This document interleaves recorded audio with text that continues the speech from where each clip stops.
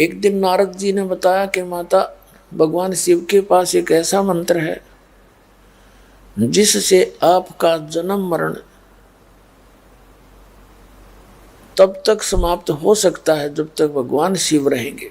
अब उन्हें तो इतना ज्ञान था कि तुम्हारी जन्म मृत्यु समाप्त हो सकती है। अब कितनी हो सकती है वो तो इस तत्व ज्ञान से पता चला। और नारद जी ने ये भी बताया कि माता, आप 107 बार मर चुकी हो और 107 बार ये आपने भगवान शिव को ही पति चुना है। आप जन्म और मृत्यु के कष्ट को उठा रही हो, गर्भ के वास के कष्ट को झेल रहे हो, और जो ये सिर के खप्पर टांग रखे हैं, भगवान शिव ने क्या कर रखा था, पार्वती मरी, उसका सिर का कंकाल निकाल लिया, ऊपर का खप्पर सा, सिर का ऊपर का कटोरा सा तार कर उसमें माला में डाल ले। 107 टांग रखे उसने माला में। तब नारद जी ने बताया कि 107 ये आपके सिर हैं और 108वां जन्म आपका अब है। और भगवान शिव के पास एक ऐसा मंत्र है, यदि वो आपको मंत्र दे दें तो आपका कल्याण हो जावे। तो यह बात पार्वती जी का गला नहीं उतरी। कहने लगे, नारद जी, भगवान शिव के पास कोई मंत्र हो और वो मुझे ना दे, ये नहीं हो सकता। मुझे मरता वो देख ही नहीं सकते। तब नारद जी ने बताया कि ये ऐसा अनमोल मंत्र है माता, ये ऐसे नहीं दिया जा सकता। आप अभी तक उसको अपना पति मानती हो और पति जैसा व्यवहार करती हो, कभी कभी डांट भी लगा देती हो, झड़क भी देती हो, रुष्ट भी हो जाती हो, लेकिन आप उनको एज ए गॉड ट्रीट करो और अधीनी होकर के ये वस्तु मांगो। अति अधीन दीन हो प्राणी, ताको कहिए अकथ कहानी। किसी सतर का भी ज्ञान लेना है तो आपको मिलेगा। नारद जी तो चले गए बता के। पार्वती की बेचैनी का ठिकाना नहीं रहा कि ये कैसे हो गया कि मुझे ना बताया उन्होंने नाम। लेकिन वो ये भी समझ गई कि ईब आकड़ पाड़न से काम ना चले। आकड़ तो मैं पहला पाड़ा करती, करड़ी तो पहला होया करती, तो नम्रता तो बात बनेगी, नहीं तो वो कति नहीं बतावे। अब भगवान शिव जी आए घर पे, सैर सपट्टे को गए थे, तो पार्वती पहले तो जैसे पति पत्नी का व्यवहार होता है, चाहे वो कुछ भी है, उसी तरह व्यवहार करते हैं। कहाँ थे अभी तक, इतने लेट क्यों करोगे, इस तरह की बातें करती थी। उस दिन चरणों में मत्था टेक के रोने लगी। भगवान शिव ने कहा, पार्वती किसने क्या कुछ कह दिया तेरे को? तो पार्वती जी ने कहा, जी आपके रहते मुझे कौन क्या कह सकता है। रोती रोती कहने लगी, लेकिन कहा, भगवान मुझसे कोई गलती बन गई, आपने मुझसे एक अनमोल वस्तु छुपा रखी है। हे भगवान, मैं जन्मती मरती रहती हूँ, आपके पास एक अनमोल मंत्र है, आपने मुझे वो बताया नहीं, मुझसे अवश्य कोई भूल बनी होगी। तब भगवान शिव जी देखा, उसके मुँह का नाका दिया, कौन सा स्टेशन पकड़ी या सीधा मुँह तो बात कराया नहीं करती। इतना दिन तो मैंने आज तक इसके जीवन में नहीं देखा। वो ठीक है, व्यवहार अच्छा था। तो कहने लगा कि आज ऐसा कौन भगवान आ गया, तेरी बुद्धि बदल गया,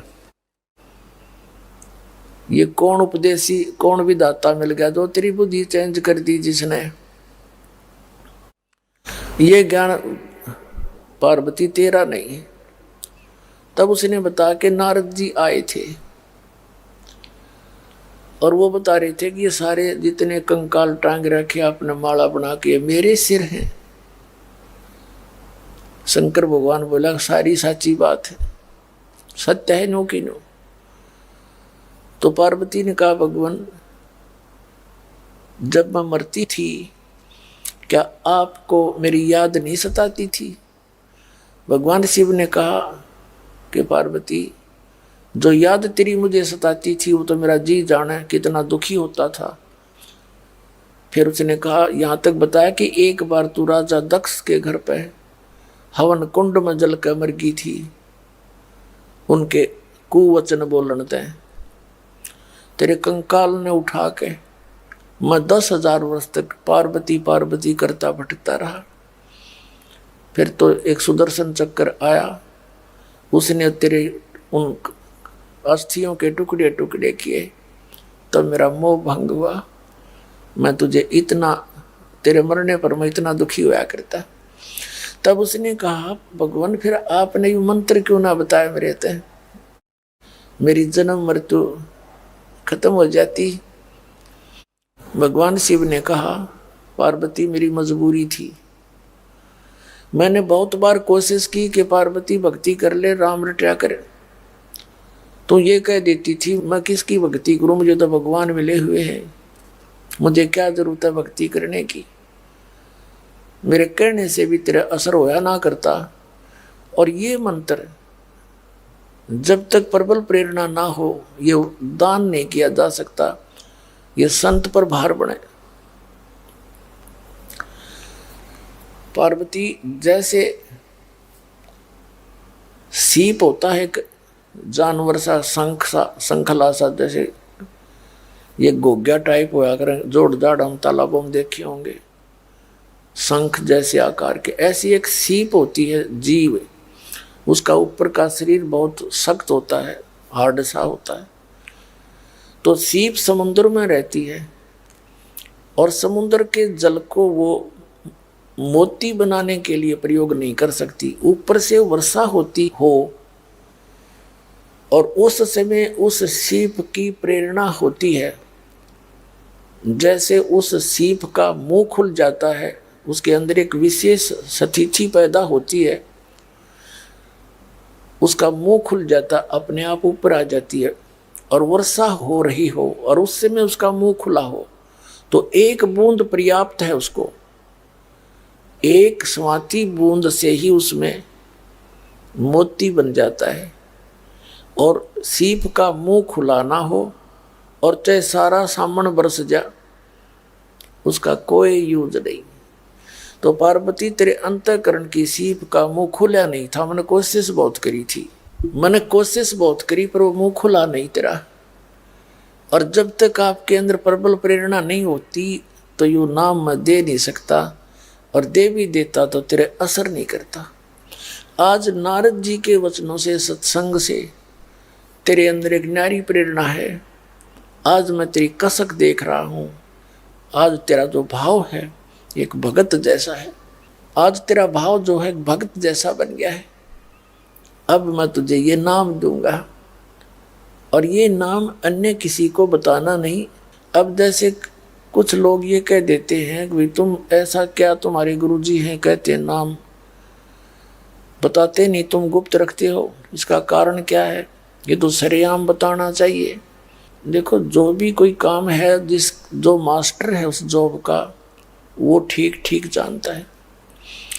तो ये मंत्र अनधिकारी के पास पहुंच जा तो उससे वो मंत्र जाप करेगा, उसमें सिद्धियां आ जाएंगी और उसने उसके मेरिट और डीमेरिट का, उसकी लाभ हानि का ज्ञान नहीं होता तो उसका वो दुरुपयोग करता है।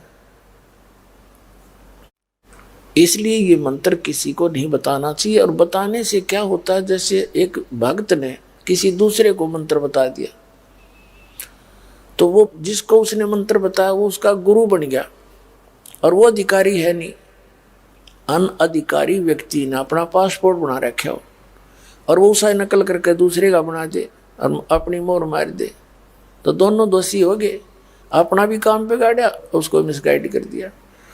तो दूसरे शब्दों में जैसे राक्षस क्यों कहलाए, वही ऋषि थे, वह सारे सभी ब्राह्मण थे और जिन्होंने मर्यादा पालन करी नहीं और भक्ति करते रहे तो उनमें दुर्बुद्धि ज्यादा प्रफुल्ल गई तो वो दूसरे भक्त जो मर्यादा में रहते थे उनके साथ विरोध करने लगे।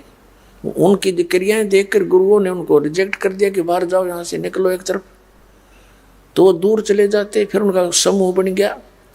जो व्यक्ति भक्ति मार्ग में बाधक होता है, गुरु लोग उसको समझाने की बहुत चेष्टा करते हैं, बेटा ये मर्यादा मत तोड़, ऐसे मत कर, ऐसे ना कर। जब वो नहीं मानते हैं तो उनको अपने मिशन से बाहर कर दिया जाता है। तो वो ब्राह्मण लोग ऋषि थे, ऐसे जो रिजेक्ट होते गए, कोबद छोड़ी नहीं, विकार त्यागे नहीं और भक्ति भी करते रहे। तो फिर वो दूर चले जाते। ठीक है, हमने कोई जरूरत नहीं, हम अपने आप भक्ति तो कर ही रहे हैं, हम नाम ले ही लिया है। उनका फिर ग्रुप बन गया। उनमें दुर्बुद्धि थी ही, तो वो सिद्धियां तो उनमें आ गई, उन्हें कोबद शुरू कर दी, और जिस कारण से फिर राक्षस कहलाए गए। तो इसलिए भगवान शिव ने कहा कि पार्वती आज नाम दूंगा तेरे को, आज मेरी आत्मा घनी खुश होगी, और ऐसे स्थान पर दूंगा कोई पक्षी भी ना सुन ले इस मंत्र ने।